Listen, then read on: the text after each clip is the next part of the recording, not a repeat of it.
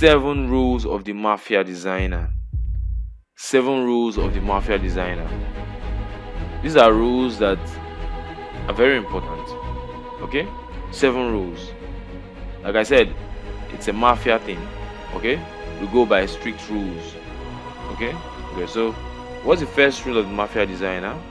First, very important, don't miss it, there are no rules. That's the first rule. The first rule is there are no rules in design. Right? There are no rules. What that means is that it's designed for a reason. Don't ever box yourself in. This is how we used to do things here. No, that's not the way in design. People have gone on to break the rules of design, and they have been able to form new trends of breaking those rules, right?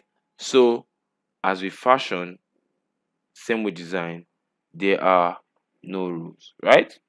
Now, secondly, and very importantly, that you should know, rule 2, don't break the rules. Okay? Rule 2 says don't break the rules. Why? Because there are things that you should take note of in design. Very important. I just told you, oh, this is the process of designing, right? Don't break those rules. Okay? I know it's an irony, but listen very carefully. Don't break the rules. Follow them strictly. Rule number 3, break the rules. Yeah, I know. Weird, right? Good. Break the rules, right? Why am I saying break the rules? Break the rules because the only way you can really stand out is by doing something different, right? But you cannot break rules you don't know. Okay? As a newbie, do not break the rules. Stick to them. Good? But when you have mastered these rules, then you're permitted to break them. When you break rules you don't know, you end up doing poor designs. So yes, we can say, okay, don't align it this way, don't use more than this number of colors, don't mix these two colors together. But when you realize, okay, yes, they say don't mix these colors together, sometimes the message you want to pass across in a design, right, may mean chaos, it may mean disunity, it may mean so when you're passing across those messages, I mean, if I'm passing across a message that talks about, oh, very horrible designs, right? Horrible designs, I am permitted to as well break the rules and use two colors that don't match. Okay, so that's what I want you to really know, that design is very different. Okay, there are rules, but there are no rules. Don't box yourself in. Don't break the rules, but then break the rules only when you know the rules, right? Break the rules. Good. So number 4, rule number 4 of the Mafia designer: design is not equal to software. This is very important. Now, like I said, this introduction to Mafia design, what it's going to do is going to change your mindset on lots of things you already know, right? The layman or the ordinary person out there really thinks that, no, you can use Photoshop, you're a designer, you know how to do this. But the truth is, design and software are two different things. Someone once put up a post on Facebook. He says, oh, there's this app, Canva. What Canva does is that it makes design so easy, blah blah blah, that designers are soon going extinct. And then I replied and I said, designers can never go extinct, because the designer is the person. The software can always change. You're using Photoshop today, it can always change. Now let me show you something that you'll be a little surprised at, right? Now, what app do you think I used to design this? What application do you think I used to design this? I'd really like to hear your opinion. And I know you probably think Photoshop, right? I know you think, oh, this guy used Photoshop now. He's the Photoshop doctor. You of course use Photoshop. Now let me shock you. This is the application I used. Yes, this is what I used. I designed this in PowerPoint. Okay? I designed this in PowerPoint. Now let me show you the breakdown of this design so you realize. Alright, look at this. This is a text on its own. Right? Look at this. This is another text on its own. that has an outline but no feel, right? Good. Now, this over here, this introduction to text. This DOS here is a text in a box. The box is yellow. The text inside it is, you can see that the text inside it is black. Okay, okay. This man over here is an image. I downloaded this image from Google Images. Look at this. This is an image, right? If I delete it, you see. So, but then, as you can see, this works. Okay. If I told you before that this was what I used here was PowerPoint, you really would have argued. But I designed this in PowerPoint. That's because designers are not constrained by software. Design is understanding the principles, right? The software can always change, right? Someone else can use Microsoft Word and get this done. I can actually do that too, right? So I just want you to think beyond just the software, right? Learn the basics of design. Good. So understand that design is not equal to the software. So design is different from the software. Okay? Good. Now, rule number 5 says less is more. Less is more. Less is more. A lot of time we want to put plenty things into one design. You want to put plenty things. You want to fill it up. That's one mistake that a lot of newbies make. Filling up your design. You want to use many colors. You want to, because you just learned new tricks here and there. You just learned new this. You want to fill it up. Less is more, right? Never forget that. Less is more. As the fewer the things you can get on your design, the better, right? Always try as much as possible to make, not to use so much of things. Avoid the use of many colors. You are likely to go wrong when you use many colors. If you notice the theme of this design, I have per page, I usually end up using about 3 colors, right? 3 4 colors. I mean, if you decide to count white and black, right? 3 colors, 3 4 colors, right? This is red here, this is orange here, black, and then the background is white. Okay, this red here is for emphasis, right? Good. So always ensure that you do not use many colors. Although, like I said, you can break the rules, but then there are times when this comes in. Okay, there are times when this comes in. Okay, when you're trying to design colorful, something that has to do with a colorful design, of course you're permitted to use some colors, right? Now, avoid the use of many fonts.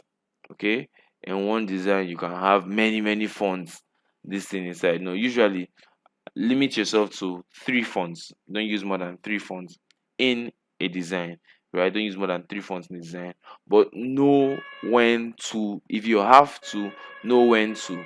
Like I said, break the rules only if you know them, right? Don't start as a newbie and wanting to use different kinds of fonts. That's one mistake that newbies always make. They try to use different kinds of fonts, different kinds of everything, and less is always more. Take a look at this image that I showed you earlier. Now let's count the amount of fonts here. This font here, this font over here, right?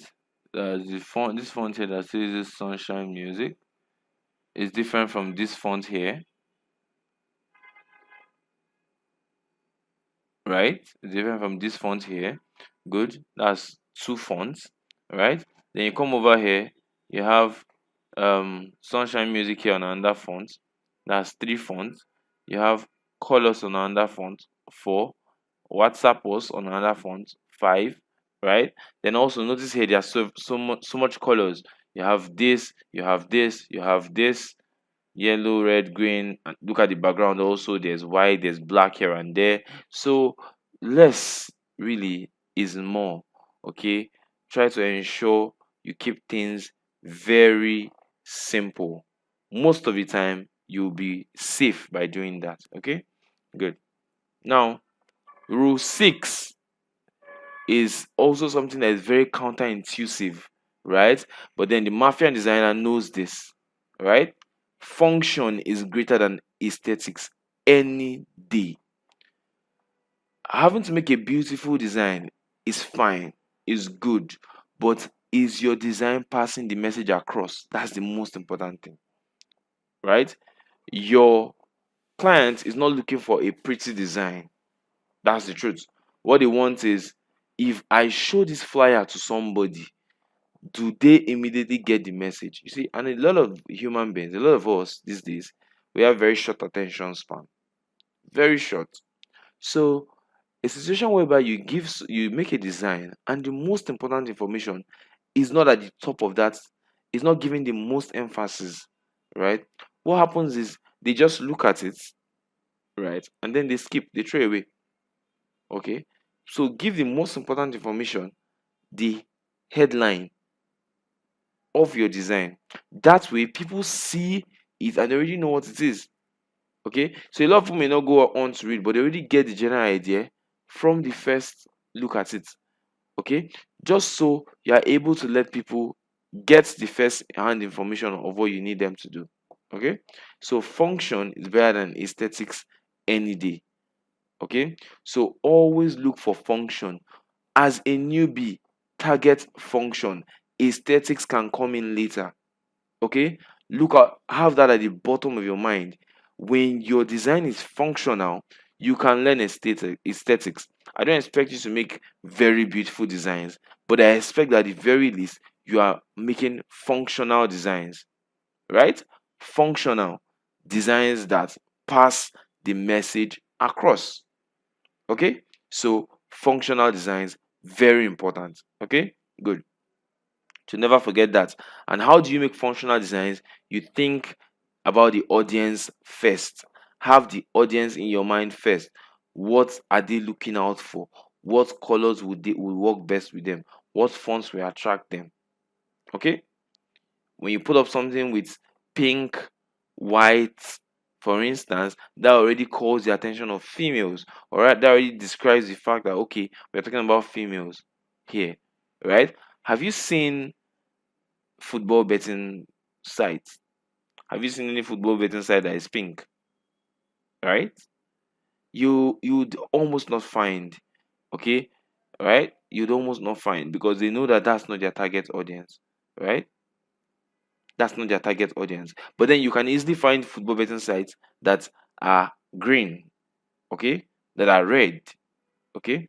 Now, usually, why you see most football betting sites using green, I mean, is because the field of the football is green, and the way you discover that is when you do a mind mapping.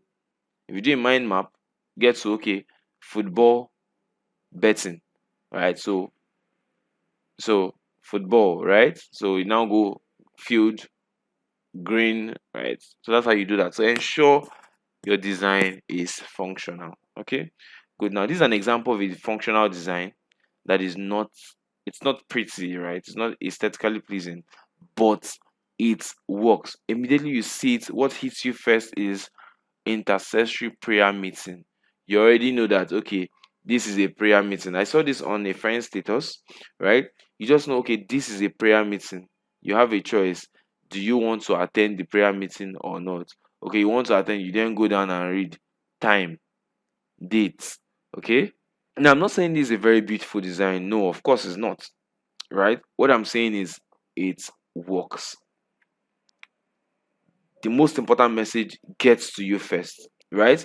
Now this designer may just be a young designer, but he can go on to be an amazing designer, okay, because he understands function first before aesthetics.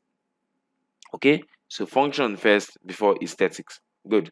Now the final rule of the Mafia designer is, do not reinvent the wheel. Do not reinvent the wheel. Mafians, sorry, now this is sounding like Malians in my head, but sorry. All right, so Mafians do not reinvent the wheel, right? Don't try to, as a newbie, don't try to do something different per se, right? No, you most likely fall in error. As a newbie, copy and paste. Now, I'm not saying you should go and copy someone's design verbatim.